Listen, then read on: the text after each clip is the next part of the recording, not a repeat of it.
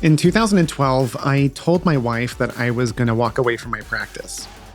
I had two locations at the time as a physical therapist. One was in Florence, one was in Maricopa, and I was drowning is the only way to describe it. I was so overwhelmed and burned out. I walked into my wife where she was sitting in the living room, and I said, Heather, I can't do this anymore. I can't do it. I am unhappy, like miserable, and I don't want to do this anymore. This isn't fun. I have to just walk away. I'll get a job as a therapist somewhere, but anything I do has to be better than this. And she looked at me lovingly and was very supportive. And she said, if that's how you feel, I've got your back, which to this day means so much to me. And she paused and said, but before you do, why don't you go get a coach and join a network? And if you're listening to this, you've heard versions of this story numerous times. This was a pivotal moment for me because this was the moment that got me to my first coach. And for me, I didn't know what to expect with coaching. It was something that felt very nebulous to me and kind of like voodoo magic-y, if that makes sense, where it was kind of like people are getting paid and there's authorities online or are spewing knowledge like they know it all. And I just wasn't into it. But I didn't have any other choice because I thought, well, what else do I have to lose? I'm going to walk away and lose what I've built. Why not just try this thing called hire a coach? And I met this amazing coach called Carrie Mon. She's still here in Arizona, and I highly recommend her to all. But she was the beginning of this journey for me of understanding how to develop leadership. Today's episode, we're going to talk about leadership and the concept of what it is in a way that I'm hoping you can really be open to, because ultimately, in any podcast or coaching, I've learned there's only two things that we need to be successful. We need the person who's listening or being coached to be open to it and then willing to take action. As a matter of fact, I had a coach tell me once, he said, Will, you're not naturally good at almost anything in owning a company. And what's so funny is that didn't even hurt my feelings because he was telling me what I already knew. But he said, you have this ability to be coachable and take action. He goes, you'll be capable of great things. And all of the great things I have achieved in my life are direct reflections of working with great people, building my network, and being open and willing to change. So I hope that as I talk today in our solo episode on leadership, that you'll be open to what I'm about to say, because this cost me millions of dollars before I learned this, and has made me millions of dollars once I've learned the concepts that we're going to be talking about today. But first, I just want to talk about what leadership is, guys. I think we hear this term so much that it doesn't even make sense. So listen, there are three elements of leadership. Obviously, leadership is a person who's leading a group of people, and there's concepts like self-leadership or whatever. But I want to identify leadership in three distinct areas. The first is the vision holder. A leader is someone who has a vision of how things can be better or some sort of outcome that they can see as possible for a group to achieve. The second is building a team. And the third is learning how to problem solve and make decisions. So leadership in terms of like the what they do is pretty much broken down in those three components: vision, team creation, and problem solving. Because at the end of the day, the top of the bottle is where the bottleneck exists. It's the leader that creates the most opportunity or the greatest limitation, as well as the greatest options for growth. So when we think about that, I want to share a couple of quotes right out of the gate that I love about leadership.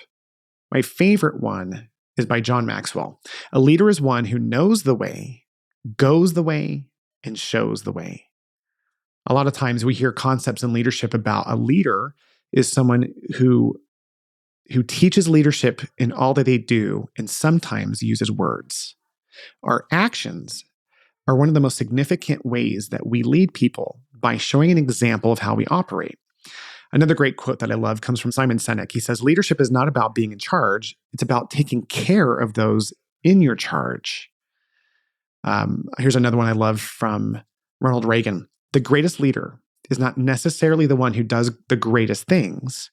He is the one that gets the people to do the greatest things.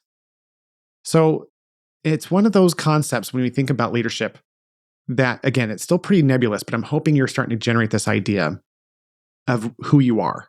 Because if you're listening to this podcast, the only reason you would take time out of your crazy day to listen to me talk at you is that you are a leader and you understand these concepts of like, I have to learn as a leader to grow. And so the concept I'm going to share with you that's the most significant came from this institute called the DeMartini Institute. The guy who founded it is Dr. John DeMartini. And he had the single greatest impact conceptually of helping me lead others. So in today's episode, we're specifically talking about how you as a leader can help lead other leaders. I'm hoping that I'll develop myself as a leader to where I get made fun of for saying certain things all the time. Great leaders repeat themselves over and over again on the key concepts because they want the people they love, the people they serve, to really embed that into their DNA. So the concept that I want you to remember, that I hope I say all the time, is that the number one job of a leader is to build more leaders. Remember how I was talking about the vision holder, the team creator, and the decision problem solver? We're focusing on that team builder. And that's the number one purpose that we hold, is to create more leaders. So how do we do that? As parents, how do we do that as leaders of companies? Well, it goes to understanding what it is that we're trying to produce in people. At the end of the day, it's independence. We want people to be self-reliant. The irony that I found both as a parent and a business leader is that when I helped other people become self-reliant, they loved me more. They gave me more credit when really it was easier, at least in the end, to help them take charge of their own problems, their own area of expertise in a business or whatever it is. When they were able to independently manage those things on their own, their confidence grew, and then they loved me because I was the guy that was trying to help them get there. And so today we're going to talk about how we get there using this information from the DeMartini Institute. So when we talk about developing leaders, there's two main ways that we do that. We support our people and we challenge our people. So what does supporting mean? Supporting means that we nurture, we educate, we comfort, we encourage. For most people in healthcare, this is a very natural form of leadership because we do this with our patients. We see the wins and we celebrate the wins, right? We're very good about helping people see the path and encourage them along the way. We model a gait pattern, or we teach them what the right range of motion is. And as we teach and we support them, we empower to a point. And then as these patients of ours get better, they start to feel more confident. Remember, competence breeds confidence with the people that we're leading. And so as we're helping patients learn to walk again, it's one of my favorite things of all time is seeing the look in people's eyes when they can walk, when they've had a severe accident. For those of you who haven't been listening, I got into therapy because I fell off a mountain when I was 17 and broke both arms and both legs, 21 bones in my body. And my therapist, Connie, she was there the day that I first opened the door in my platform walker after months. I had casts on all four extremities. I was partial weight bearing on my left lower extremity, and I was just hobbling to the front door. And when I opened the door for the first time, I was beaming so brightly that she started to cry. Like, is there anything better than we can experience as leaders than to see the people that we are working with grow and gain confidence in their capabilities, right? And this is true for us in every aspect, whether we're at home with our kids or whether we're at a company leading other people, is that we are there to help them become self-reliant. And that requires support. But on its own, just support isn't enough. The other side of that coin is challenge. So on one side, it's support. The other side is challenge. If all we do is support, then we enable people and prevent them from growing. And this can show up like a lot of different ways. As a parent, it can show up like a child who continues to ask for help tying their shoes, and now they're 12, right? Like, at what point are we helping them by tying their shoe for them? Think of it in medical terms like a brace, right? If we have a brace on an arm initially right after the injury, that's so great because that support protects the extremity from additional damage. It allows the right pressure gradients so that scar tissue can heal in the right form, so that the bones can heal in aligned ways. The support is a huge part of growth. But what if that cast or the brace was on the extremity for 2 years after the injury? The muscles would waste. There'd be no utilization of that arm beyond a certain base level function because that cast or that brace is going to limit its ability to grow. What it needs is to be challenged. And we do this in physical therapy all the time with our patients, don't we? We always ask, like, are those exercises getting too easy for you? And the reason we're asking that is because we see what happens to people when they're not being challenged. They get disinterested. They kind of just go through the motions. And so it goes with our leaders that we're building within our own company. Our employees oftentimes are just going through the motions and, frankly, getting used and comfortable at throwing things at us to solve when it's their department or theirs to own. We train people, all of our people, to treat us the way that we're being treated. So if we're not happy in how we're being treated, then we have some work to do around retraining them on how to operate with us. And obviously, there is a difference, I think, when we're looking at leadership from a place of overseeing a team versus a partnership, right? Like a marriage or an actual business partnership. The concepts still apply, but there's an inherent equality that exists in those relationships that requires additional communication to establish agreements to where we both feel supported and challenged in our relationship. And it's an interesting thought, too, if you think about like marriage. What if the marriage was only supportive and there was no challenge? If the spouse that we end up with only just said good job to everything we did and laughed at all of our jokes and thought everything we did was amazing, where's the challenge in that? Where's the growth as a marital partner for me, right? And obviously, I think what's cool about how God operates is that he bakes in us enough imperfection to where there's going to be challenge. It's oftentimes dealing with our own crap or our spouse's limitations and weaknesses, right? And so it goes with learning as a leader from our people. As we're building more leaders and we're supporting them, we also have to challenge them. So what does challenge look like? Well, it depends on the situation. But I can tell you, it looks like someone trying hard. Like if an employee is bored, they're under-challenged. If a child is bored or entitled, they're under-challenged. And so it's our job to create the challenge.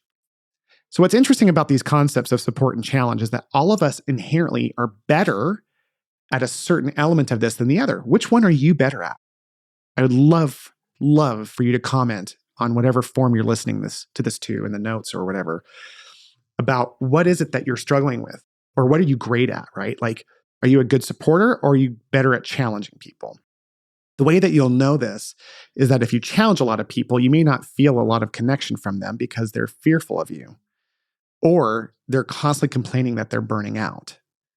Because that's the consequence of over challenging. Now we talked about support and its negative consequences when it's not balanced by challenge, but let's talk about challenge just for a minute.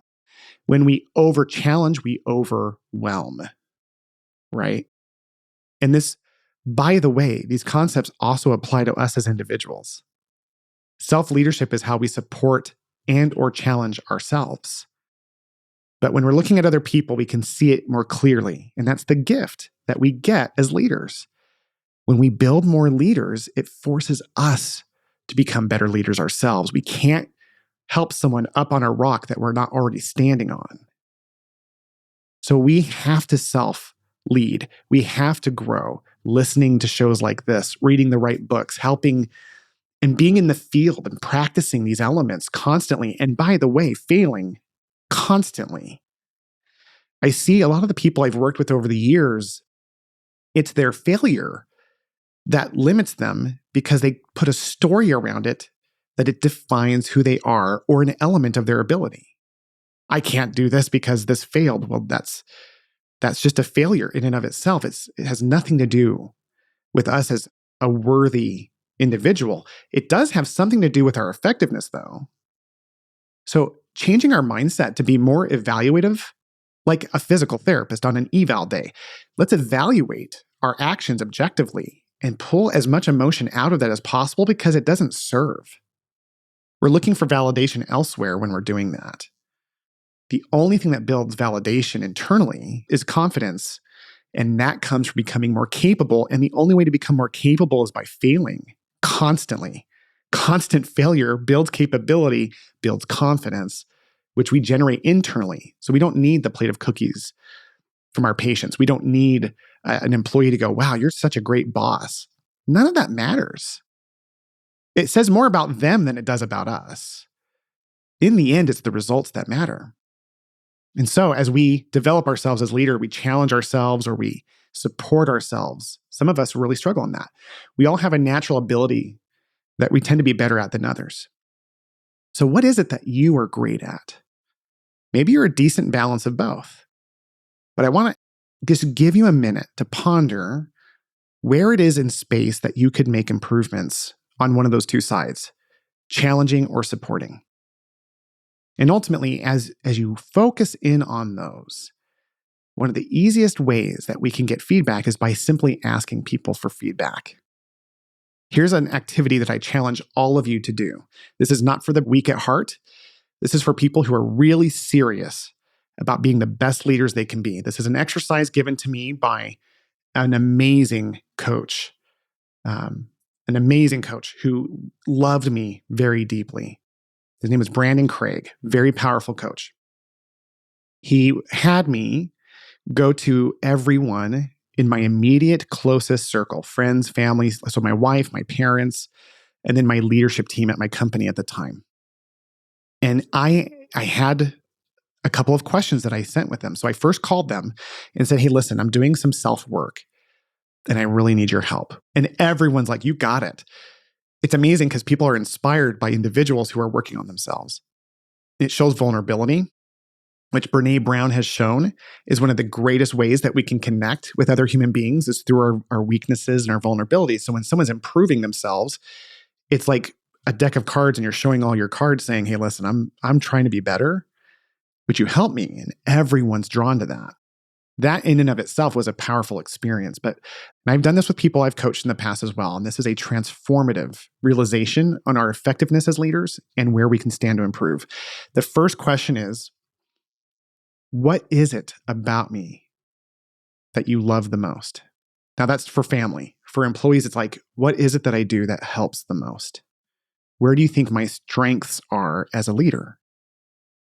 And of course, people who care about us are very free and loving with that information.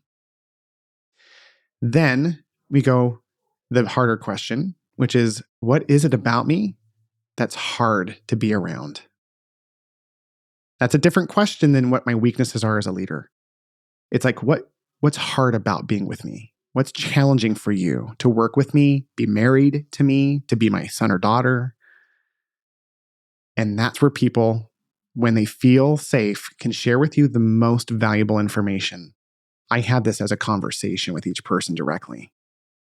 And I would encourage you to only do this in person because the conversation itself was magical. When I was with my wife, I remember we were in our bathroom, this larger bathroom off of our main bedroom. And I was sitting kind of on the edge of the tub and we had those moments where we were just connected and we were just talking very deeply about things. And I said, hey, listen, can I ask you a couple of really important questions?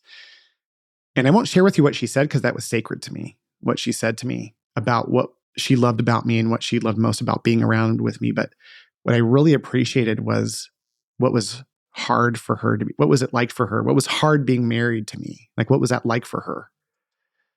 And it was like being shown a mirror, what she said. And it was cool because it's not like she went on a rant of all the horrible things that had been pissing her off. Like, that wasn't what this was about.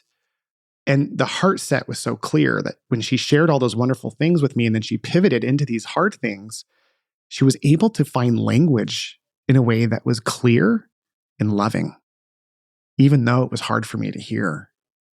And boy, did I hear it. You know, I didn't get defensive because I was truly open.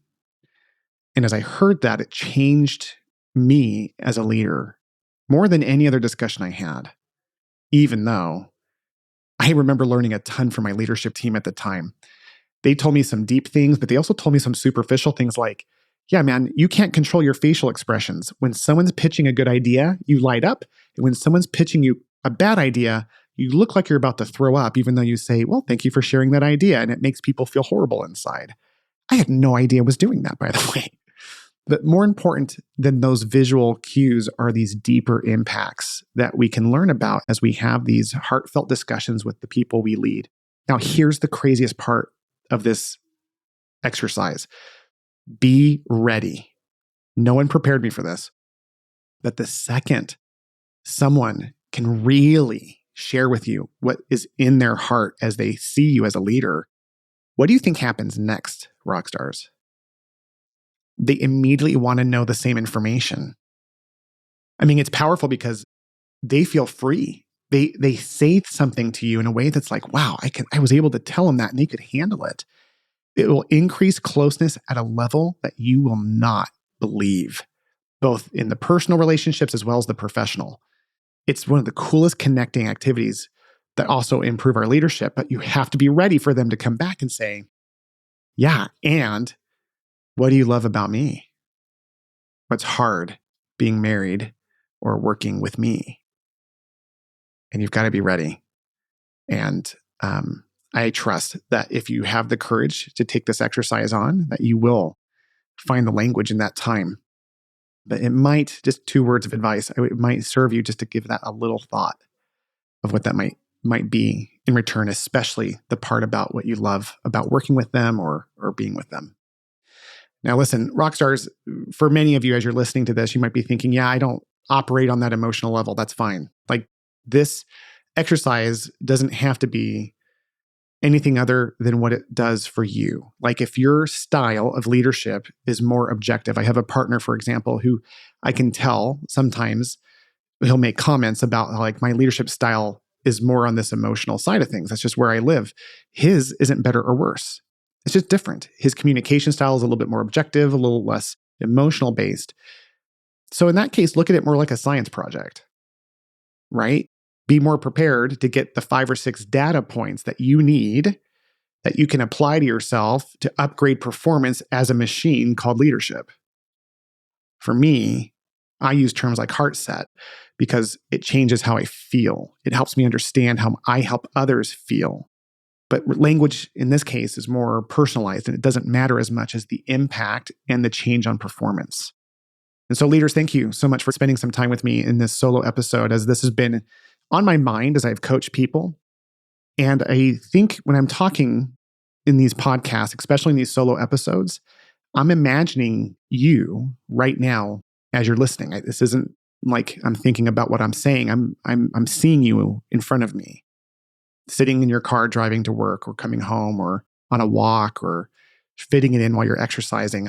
I see and feel connected to you as you're going through this journey. And I just want you to know that what you do makes a difference. It's taken me some time to look back on my journey when I was in that space to realize how big of an impact it is that leaders of companies make, but you make an incredible difference. You're the biggest impact on our economy. You create jobs. You have the greatest impact on your families as you navigate this self-leadership and becoming the type of leader that can grow their income and their impact and their freedom. And so don't waste time second guessing yourself or head trash or whatever those terms are, right? The imposter syndrome and all these terms that are coming up. Think of it in terms of impact and outcomes, because what you do has a huge impact and it makes a huge outcome. And it's about enjoying the journey. Let's just take some time and realize there is no such thing as perfection. This is a summitless mountain that we're climbing together. So right now, in this space together, thank you for what you do. And thank you so much for tuning in to today's episode. Until next time. Guys, thank you for taking time to listen to today's episode. If you found today's information to be useful, could you take a minute and help me? I would love it if you could leave a podcast review in your app so that other people who are looking for this information can find it. Plus, my dream is to have the largest network of medical entrepreneurs and leaders in the world so that together we can change healthcare to make it better for all. So in addition, if you can think of anyone that you could send this to, not only would that mean a lot to me personally, but it would build this network so that we can make healthcare the way that we want it.